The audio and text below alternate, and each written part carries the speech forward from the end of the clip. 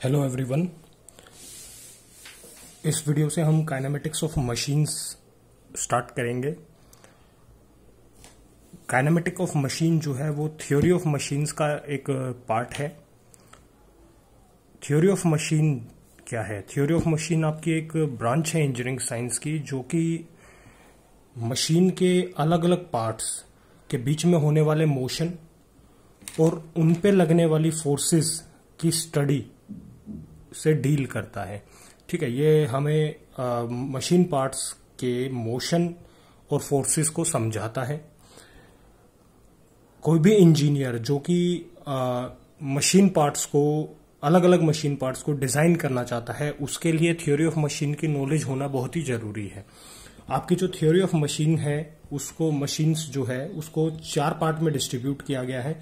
सबसे पहले अगर हम बात करें तो आपका काइनेमेटिक्स ऑफ मशीन आता है। जब हम काइनेमेटिक्स की बात करते हैं तो ये ऐसी ब्रांच है जो कि मशीन के अलग अलग पार्ट्स के बीच में होने वाले मोशन के बीच में होने वाले रिलेटिव मोशन के बारे में बात करती है। वहीं जब हम डायनेमिक्स ऑफ मशीन यानी कि डायनेमिक्स की बात करते हैं तो ये ब्रांच आपके जो मशीन के पार्ट्स हैं जब वो मोशन में है उस टाइम पे उनके ऊपर क्या फोर्स लग रही है और उन फोर्सेस के अफेक्ट क्या हो रहे हैं उनकी स्टडी से डील करती है। वहीं जब हम थर्ड पार्ट की बात करते हैं थ्योरी ऑफ मशीन के तो वो काइनेटिक्स है। जब हम काइनेटिक्स की बात करते हैं तो मशीन पार्ट्स के ऊपर मास और मोशन के कंबाइंड इफेक्ट की वजह से प्रोड्यूस होने वाली इनर्शिया फोर्सेस के साथ जो सब्जेक्ट डील करता है उसे हम काइनेटिक्स कहते हैं। मशीन पार्ट्स के ऊपर आपका मास लग रहा है और जो मोशन वो कर रहा है तो उन दोनों मास और मोशन का जो कंबाइंड इफेक्ट है उनकी वजह से होने वाली जो इनर्शिया फोर्सेस हैं उसकी स्टडी को हम क्या कहते हैं? काइनेटिक्स कहते हैं। वहीं हम जब फोर्थ स्टडी की बात करते हैं, फोर्थ टाइप की बात करते हैं तो वो स्टैटिक्स है। जब आपके मशीन पार्ट्स रेस्ट पर होते हैं उनके ऊपर जो फोर्सेस लगती है, जब आपके मशीन पार्ट्स रेस्ट पर होते हैं और उस टाइम पे उनके ऊपर लगने वाली फोर्सेस और उन फोर्सेस से होने वाले इफेक्ट्स की जब हम डिस्कस करते हैं तो उसे हम क्या कहते हैं? स्टैटिक्स कहते हैं, स्टैटिक्स ऑफ मशीन। यहाँ पे हम लोग मान के चलते हैं कि जो मशीन पार्ट्स हैं आपके उनका मास जो है वो नेग्लिजिबल है। तो अब हम लोगों ने देख लिया कि थ्योरी ऑफ मशीन जो है उसको हम लोग 4 अलग अलग पार्ट ब्रांचेस में डिस्ट्रीब्यूट करते हैं। तो यहाँ पे हम लोग काइनेमेटिक्स ऑफ मशीन से स्टार्ट करेंगे।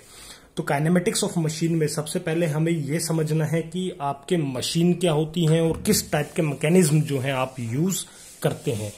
तो शुरुआत करते हैं मशीन के साथ। आपका मशीन जो है वो एक ऐसा डिवाइस होता है जो कि एनर्जी को रिसीव करता है और उस एनर्जी को फिर वो किसी यूजफुल वर्क में ट्रांसफॉर्म या फिर कन्वर्ट कर देता है।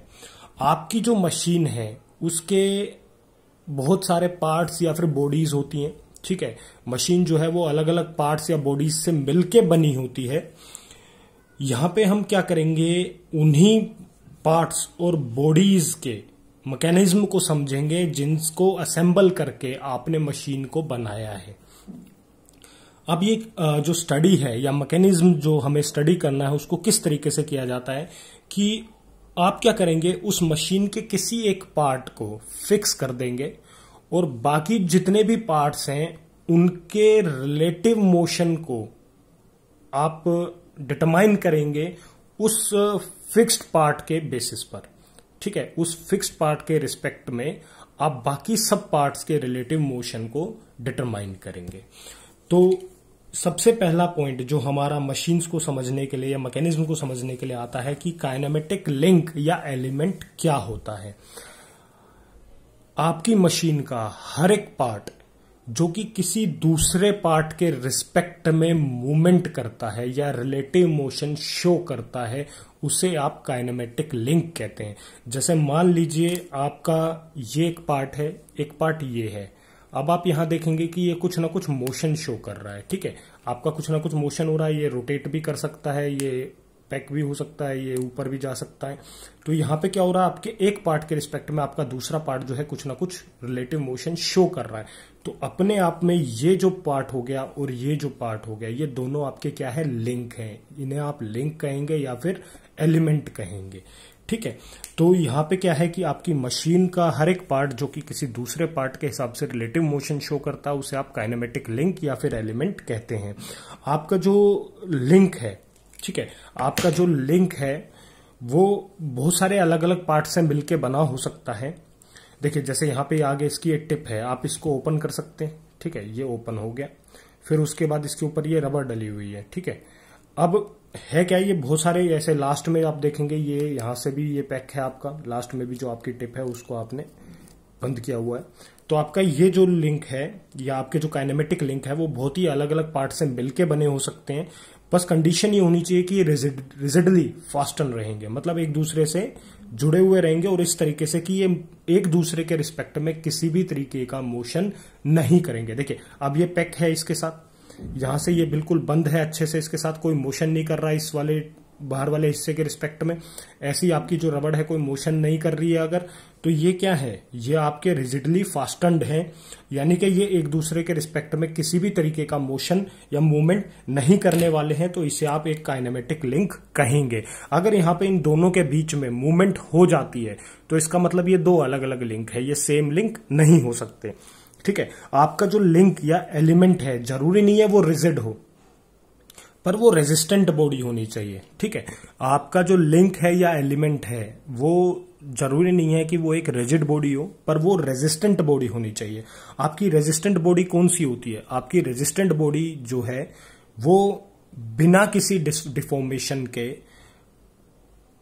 मोशन को ट्रांसमिट करने में कैपेबल होती है। वो बिना किसी डिफॉर्मेशन के फोर्सेस को ट्रांसमिट करने में कैपेबल होती है, उसे हम रेजिस्टेंट बॉडी कहते हैं, ठीक है। उसमें नेग्लिजिबल डिफॉर्मेशन रहने वाली है, डिफॉर्मेशन होगी भी तो इतनी होगी कि आपको पता ना चले, ठीक है।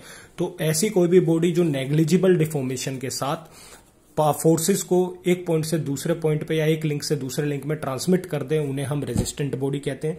तो काइनेमेटिक लिंक की हमें क्या कैरेक्टरिस्टिक पता चली, हमें ये कैरेक्टरिस्टिक्स पता चली है कि एक तो वहां पे रिलेटिव मोशन होना चाहिए, ठीक है, और वो एक रेजिस्टेंट बॉडी होनी चाहिए जो बिना किसी डिफॉर्मेशन के फोर्सेस को ट्रांसमिट कर दे। वहीं जब हम आगे बढ़ते हैं तो हम लोग लिंक्स के टाइप्स के बारे में बात करते हैं। अब मोशन के ट्रांसमिशन की हम बात कर रहे हैं, जब से रिलेटिव मोशन की हम बात कर रहे हैं, ठीक है।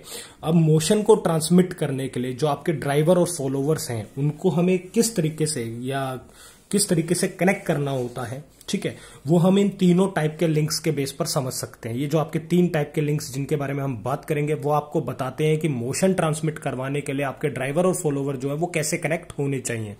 तो यहाँ पे ड्राइवर कौन है, जो मोशन दे रहा है, फॉलोवर कौन है, जो वो मोशन ले रहा है, ठीक है, जो ड्राइवर के बेसिस पे मोशन करेगा। तो सबसे पहले हम लोग बात कर लेते हैं टाइप्स ऑफ लिंक के बारे में। तो पहला लिंक टाइप जो है वो आपका रिजिड लिंक है, ठीक है।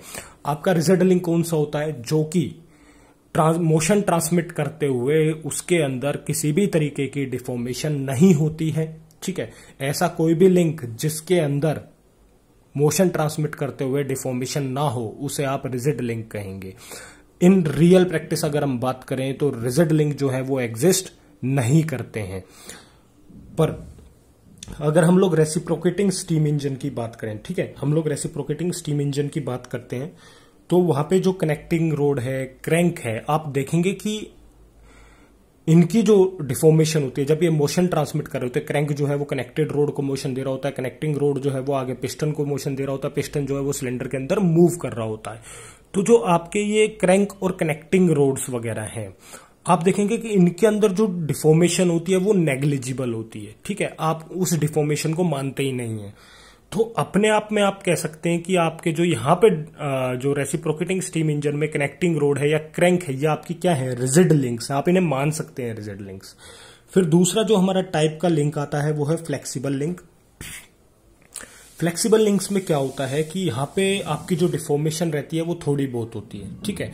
मोशन ट्रांसमिट करते हुए आपके लिंक्स के अंदर जब थोड़ी बहुत डिफॉर्मेशन रहेगी तो उसे आप फ्लेक्सिबल लिंक कहेंगे। जैसे आपके बेल्ट्स हैं, आपने बेल्ट ड्राइव देखा होगा, आपने रोप ड्राइव देखा होगा, आपने चेन ड्राइव देखा होगा, तो आपने देखा होगा कि उनके अंदर टेंशन प्रोड्यूस हो जाती है, थोड़ा खिंचाव सा महसूस होता है। ठीक है, तो ये जो थोड़ा बहुत खिंचाव उनके अंदर जो महसूस हो रहा है उसे हम पार्शियल डिफॉर्मेशन कहते हैं। ठीक है, तो मेनली ये आपकी एग्जिस्ट किस तरीके से करती हैं, टेंसाइल फोर्सेस की वजह से। ठीक है, ये किस फोर्सेस को ट्रांसमिट करने के काम में आती है, टेंसाइल फोर्सेस को। तो ऐसे आपके लिंक्स जिनके अंदर पार्शियल डिफॉर्मेशन होती है उन्हें आप क्या कहते हैं, फ्लेक्सिबल लिंक कहते हैं। थर्ड टाइप का लिंक जो आपका आता है वो है फ्लूइड लिंक।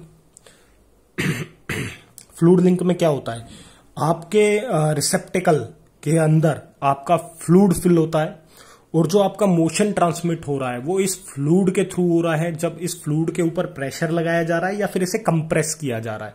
ठीक है, अगर हम लोग नॉर्मली बात करें तो जैसे देखिए एक तरीके से जहां पे आपका फ्लूइड स्टोर होता है, गोडाउन टाइप कह सकते हैं आप या स्टोरेज टैंक कह सकते हैं आप, उसे हम रिसेप्टेकल कहते हैं। ठीक है, अब आपके रिसेप्टेकल के अंदर आपका फ्लूइड फिल हुआ है। अब ऊपर से आप क्या कर रहे हैं, इस प्लंगर की हेल्प से या फिर आप कह दें प्लंगर के हेल्प से आप क्या कर रहे हैं, प्रेशर अप्लाई कर रहे हैं। अब इस प्रेशर की वजह से आपका फ्लूइड जो है वो मोशन ट्रांसमिट कर रहा है आगे किसी पार्ट में। ठीक है, उस पार्ट को ये मोशन करवा रहा है। तो अपने आप में यहां पे प्रेशर की वजह से या फिर आपके फ्लूइड को कंप्रेस करने की वजह से जो आपका मोशन ट्रांसमिट हुआ है उसको हम क्या कहते हैं, फ्लूइड लिंक कहते हैं। हाइड्रोलिक प्रेस, आपके जैक और आपके ब्रेक्स वगैरह जो हैं वो फ्लूइड लिंक के एग्जाम्पल हैं। वहीं जो दूसरी चीज हमें यहां पढ़नी है लिंक्स के बाद वो है स्ट्रक्चर। बहुत सारी रेजिस्टेंट बॉडीज को असेंबल करके हम लोग जो बनाते हैं उसे स्ट्रक्चर कहते हैं। बहुत सारी रेजिस्टेंट बॉडीज को असेंबल कर दिया गया तो आपके पास जो बन के आया वो स्ट्रक्चर है। यहां पे आपकी इन रेजिस्टेंट बॉडीज के बीच में किसी भी तरीके का रिलेटिव मोशन नहीं होता है। आपके जो ये स्ट्रक्चर है ये लोड्स को कैरी करने के लिए यूज किया जाता है और ऐसे लोड्स को ये कैरी करता है जिनके अंदर स्ट्रेनिंग एक्शन होता है, जो कि अपने आप में आपके इस स्ट्रक्चर को स्ट्रेन करने की कोशिश करते हैं। एग्जाम्पल के तौर पे आपके रेलवे ब्रिज हो गए, आपके मशीन के फ्रेम्स हो गए, ये सब क्या है, ये आपके स्ट्रक्चर हैं। ठीक है, अब आप देखेंगे कि जब आपके जो ब्रिज वगैरह बने हुए हैं उनके ऊपर से जब कार वगैरह या गाड़ी वगैरह या कुछ भी निकलता है, ठीक है, तो अपने आप में वो सब क्या करती हैं, वो फोर्सेस लगाते हैं किसके ऊपर, आपके उस ब्रिज के ऊपर। और वो सारी फोर्सेस जो हैं वो आगे ट्रांसमिट होती है, पर आगे वो ट्रांसमिट होती हैं, ब्रिज से नीचे की ओर वो जाती हैं, पर लेकिन उनके अंदर किसी भी तरीके का ब्रिज के पार्ट्स के अंदर किसी भी तरीके का रिलेटिव मोशन नहीं होता है। तो अपने आप में ऐसी कोई भी रेजिस्टेंट बॉडी जो बिना, मतलब रेजिस्टेंट बॉडी क्या है आपकी, ऐसी कोई बॉडी जो कि बिना डिफॉर्म हुए मोशन को ट्रांसमिट कर दे। ठीक है, तो यहां पे क्या हो रहा है, फोर्सेस को ट्रांसमिट कर दे। तो यहां पे क्या हो रहा है, आपके जो ब्रिज के पार्ट्स हैं वो डिफॉर्म नहीं हो रहे हैं और फिर भी वो फोर्सेस को आगे तक ट्रांसमिट कर रहे हैं। तो ऐसा कोई भी पार्ट जो है वो आपका स्ट्रक्चर कहलाता है। ठीक है, अब हम अगर बात करें कि मशीन और स्ट्रक्चर के बीच में क्या डिफरेंस होता है, तो सबसे मेन डिफरेंस जो है वो ये है कि मशीन जो है वो मशीन के पार्ट्स जो है वो एक दूसरे के अकॉर्डिंग या एक दूसरे के रिस्पेक्ट में रिलेटिव मोशन करते हैं। वहीं आपके स्ट्रक्चर जो है किसी भी तरीके का, आपके स्ट्रक्चर के मेंबर जो है वो किसी भी तरीके का मोशन उनके बीच में नहीं होता है। वहीं आपकी मशीन जो होती है वो अवेलेबल एनर्जी को, जो भी एनर्जी उनके पास आ रही है उसे यूजफुल वर्क में कन्वर्ट कर देती है, पर स्ट्रक्चर जो है उसके अंदर किसी भी तरीके से आपकी एनर्जी का ट्रांसफॉर्मेशन नहीं होता है। वहीं जब हम आगे बढ़ते हैं तो आपके जो मशीन के लिंक्स हैं, ठीक है, वो पावर और मोशन दोनों को ट्रांसमिट करने के काम में आते हैं। वहीं जो आपके स्ट्रक्चर के मेंबर्स हैं वो सिर्फ और सिर्फ फोर्सेस को ट्रांसमिट करने के काम में आते हैं। नेक्स्ट हमें जिस इंपॉर्टेंट पॉइंट्स की बात करनी है वो है काइनेमेटिक पेयर्स। दो लिंक या आपके दो एलिमेंट, किसी भी मशीन के दो लिंक या दो एलिमेंट जब आपस में कांटेक्ट में आते हैं तो वो क्या करते हैं, पेयर फॉर्म करते हैं। मान लीजिए ये आपका एक एलिमेंट है, ये आपका एक एलिमेंट है, या ये आपके लिंक्स हैं, जब ये आपस में यहां कांटेक्ट में आ गए, ठीक है, तो अब इन्होंने क्या किया, एक पेयर फॉर्म कर लिया। फॉर एन एग्जाम्पल, ये आपका एक लिंक हो गया, ये आपका एक लिंक हो गया, ये दोनों इस पॉइंट पे कांटेक्ट में, तो अपने आप में इन्होंने क्या फॉर्म किया, एक पेयर फॉर्म कर लिया इन्होंने। ठीक है, अब यहां क्या होगा, इनके बीच का जो रिलेटिव मोशन रहने वाला है, अगर वो कंप्लीटली या सक्सेसफुली कंस्ट्रेन्ड है एक डेफिनेट डायरेक्शन में, तो आपका पेयर जो है काइनेमेटिक पेयर कहलाएगा। देखिए, आपको ये चीज तो समझ में आ गई कि दो लिंक्स हैं या दो एलिमेंट्स हैं जो भी हैं, वो जब आपस में कॉन्टेक्ट में आएंगे तो वो एक पेयर फॉर्म करेंगे। अब कंडीशन क्या आती है, इनको हम काइनेमेटिक पेयर कब कह सकते हैं, जब इनके बीच का जो मोशन है, रिलेटिव मोशन है इन दोनों के बीच में, वो कंप्लीटली या सक्सेसफुली कंस्ट्रेन्ड होगा, तब हम इस पेयर को क्या कहेंगे, काइनेमेटिक पेयर कहेंगे। तो यहां पे ये जो कंस्ट्रेन्ड वर्ड है, कंप्लीटली या सक्सेसफुली कंस्ट्रेन्ड मोशन है, ये क्या चीज है। तो सबसे पहले हम बात कर लेते हैं कि कंस्ट्रेन्ड मोशन क्या होता है, बाद में हम लोग बात करेंगे कि कंप्लीटली या ये सक्सेसफुली क्या चीज है। तो जब हम लोग कंस्ट्रेन्ड मोशन की बात करते हैं, तो कोई भी आपका मैकेनिकल पेयर है जिसमें एक एलिमेंट जो है दूसरे एलिमेंट के रिस्पेक्ट में एक डेफिनेट मोशन करता है, उसे हम कंस्ट्रेन्ड मोशन कहते हैं। देखिए, मैं अगर कहूं कि इस एलिमेंट के रिस्पेक्ट में इस एलिमेंट को सिर्फ आगे पीछे मूव करना है, ठीक है, तो जब ये सिर्फ और सिर्फ आगे पीछे मूव करेगा पहले एलिमेंट के रिस्पेक्ट में, आपका ये एलिमेंट पहले एलिमेंट के रिस्पेक्ट में सिर्फ आगे पीछे एक डेफिनेट मोशन शो करेगा, तभी आपका वो कंस्ट्रेन्ड मोशन कहलाएगा। अब आपके कंस्ट्रेन्ड मोशन के अलग अलग टाइप्स होते हैं, तो उनके बारे में बात कर लेते हैं। सबसे पहला जो कंस्ट्रेन्ड मोशन आता है वो है कंप्लीटली कंस्ट्रेन्ड मोशन। ठीक है, जब हम कंप्लीटली कंस्ट्रेन्ड मोशन की बात करते हैं तो होता क्या है कि आपके पेयर्स के बीच में ऐसा मोशन जो कि सिर्फ एक डायरेक्शन में लिमिटेड है, कि मूवमेंट जो होगी सिर्फ एक डायरेक्शन में होगी, पर्टिकुलर डायरेक्शन में होगी। जैसे ये लिंक है आपके, ये पेयर है आपके, जब ये पीछे की ओर मूव करता है तो आपका ये पेयर भी पीछे की ओर जाएगा, जब ये आगे की ओर आता है तो आपका ये पेयर भी कहां जा रहा है, आगे की ओर जा रहा है। तो यहां क्या हो रहा है कि आपका मोशन जो है वो एक डेफिनेट डायरेक्शन में कंस्ट्रेंट हो चुका है, लिमिट हो चुका है। और यहां पे ये इस चीज पे निर्भर नहीं करता कि आपने कौन सी डायरेक्शन में फोर्स लगाई है, आपका जो मोशन रहने वाला है वो एक ही डायरेक्शन में रहने वाला है, respective of the direction of force. उसे आप क्या कहते हैं, कंप्लीटली कंस्ट्रेन्ड मोशन कहते हैं। एग्जाम्पल के तौर पे बात करें, आपका पिस्टन और सिलेंडर का अरेंजमेंट जो है वो कंप्लीटली कंस्ट्रेन्ड मोशन फॉलो करता है। अब आप यहां क्या देखेंगे, देखिए आपका क्रैंक जो होता है वो कनेक्टिंग रोड के साथ जुड़ा होता है, कनेक्टिंग रोड जो होती है वो पिस्टन के साथ, पिस्टन जो होता है वो सिलेंडर के अंदर मूवमेंट कर रहा होता है। आपका क्रैंक जो है वो डायरेक्शन ऑफ मोशन उसका कुछ भी रहे, ठीक है, पर लेकिन आपके पिस्टन की जो मूवमेंट रहने वाली है सिलेंडर के अंदर वो सिर्फ आगे पीछे टू एंड फ्रो रहने वाली है। क्रैंक चाहे क्लॉकवाइज रोटेट करे चाहे एंटी क्लॉकवाइज रोटेट करे, उससे कोई फर्क नहीं पड़ता है, डायरेक्शन ऑफ मोशन चाहे कैसा भी हो क्रैंक का, पर पिस्टन और सिलेंडर के अरेंजमेंट में जो रिलेटिव मोशन रहने वाला है वो टू एंड फ्रो टाइप का रहने वाला है। तो ऐसा डेफिनेट डायरेक्शन में मोशन वाला जो लिमिट होती है मोशन की, उसको हम क्या कहते हैं, कंप्लीटली कंस्ट्रेन्ड मोशन कहते हैं। वहीं चलते हैं अब आगे इनकम्प्लीटली कंस्ट्रेन्ड मोशन पर। अब इनकम्प्लीटली कंस्ट्रेन्ड मोशन में क्या होने वाला है, आपका जो पेयर है, काइनेमेटिक पेयर कह सकते हैं आप, जो आपका काइनेमेटिक पेयर है उसके बीच का जो मोशन है वो एक डायरेक्शन से ज्यादा डायरेक्शंस में होगा, तो उसे आप इनकम्प्लीटली कंस्ट्रेन्ड मोशन कहेंगे। एग्जाम्पल के तौर पे अगर मैं बात करूं, मान लीजिए आपका ये कोई पीस है, इसके अंदर आपने होल किया हुआ है जिसके अंदर से आपका एक शाफ्ट निकल रहा है। तो यहां पे अब क्या करूं, मैं यहां से फोर्स लगाता हूं तो आपका शाफ्ट जो है वो इधर इस डायरेक्शन में स्लाइड करने वाला है इस होल के अंदर, ठीक है, इसके होल के अंदर आपका शाफ्ट जो है वो स्लाइड करेगा। वहीं अगर इस फोर्स की डायरेक्शन अगर आप चेंज कर देते हैं तो क्या होगा, आपका ये शाफ्ट क्या करने लग जाएगा, ये रोल करने लग जाएगा, इसके अंदर ये घूमने लग जाएगा, ठीक है। तो आपके सर्कुलर होल के अंदर आपका शाफ्ट जो है वो स्लाइड भी कर सकता है और रोटेट भी कर सकता है। तो अपने आप में क्या हुआ कि आपके यहाँ पे डायरेक्शन ऑफ फोर्स के बेसिस पे, जैसे आपने डायरेक्शन ऑफ फोर्स चेंज करी, वैसे ही आपका जो रिलेटिव मोशन है पेयर का, उसकी डायरेक्शन भी क्या हो गई, चेंज हो गई। जब आप आगे की ओर फोर्स लगा रहे थे तो वो स्लाइड कर रहा था, जब आपने फोर्स को इस डायरेक्शन में लगा, उल्टी डायरेक्शन में लगा दिया तो वो क्या करने लग गया, वो रोटेट करने लग गया। तो अपने आप में क्या हो रहा है, आपकी डायरेक्शन ऑफ फोर्स के साथ आपका जो रिलेटिव मोशन का डायरेक्शन है वो चेंज हो रहा है। तो ये क्या बन गया, ये आपका इनकम्प्लीटली कंस्ट्रेन्ड मोशन, क्योंकि यहाँ पे एक डायरेक्शन से ज्यादा डायरेक्शन में आपके पेयर जो है मोशन कर रहे हैं, तो इसलिए आप इसे क्या कहेंगे, इनकम्प्लीटली कंस्ट्रेन्ड मोशन कहेंगे। कंडीशन ये भी है कि जो दोनों मोशन है उनका एक दूसरे के साथ किसी भी तरीके का रिलेशनशिप नहीं होगा। वहीं आगे हम बढ़ते हैं, सक्सेसफुली कंस्ट्रेंट मोशन के बारे में बात करते हैं।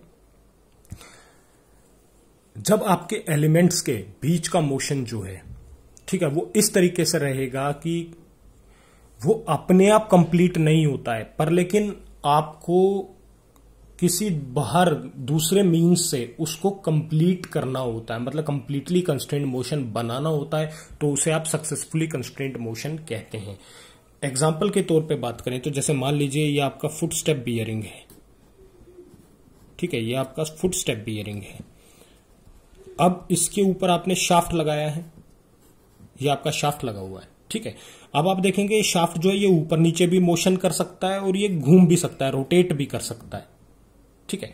ये ऊपर नीचे भी मोशन कर सकता है और ये रोटेट भी कर सकता है। अब आप क्या करें, ऊपर लोड लगा दीजिए जिसकी वजह से इसकी अप एंड डाउन की मूवमेंट बंद हो जाए। आप क्या करेगा, ये सिर्फ और सिर्फ रोटेट करेगा। तो पहले क्या था, पहले ये इनकम्प्लीटली कंस्ट्रेंट मोशन था, इनकम्प्लीट कंस्ट्रेंट मोशन था, जब ये ऊपर नीचे भी मूव कर रहा था और रोटेट भी कर रहा था। अब आपने क्या किया, इसके ऊपर लोड लगा के आपने इसका अप एंड डाउन मोशन खत्म कर दिया। अब जो आपके पास मोशन बचा वो एक डेफिनेट डायरेक्शन में है।